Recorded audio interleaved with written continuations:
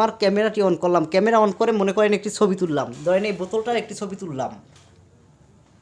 দেখেন এই ছবিটা সেকেন্ডের ভিতর আমার কম্পিউটারের একদম চলে গেছে। দেখেন এই যে আমি একটি ওয়েবসাইট লিখলাম, এরপরে আমি দেখেন আমি গেলাম ইমেজে, এই যে ইমেজে ক্লিক করলাম।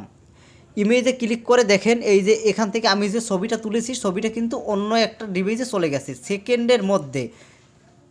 দেখেন বন্ধুরা, এই যে আমি যে ছবিটা তুলেছি সেই ছবিটা দেখেন।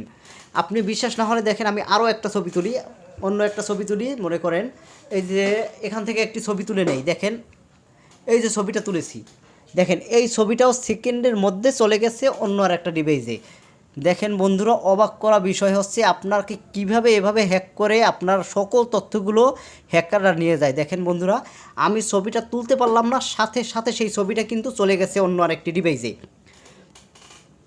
তো এই কারণে আপনার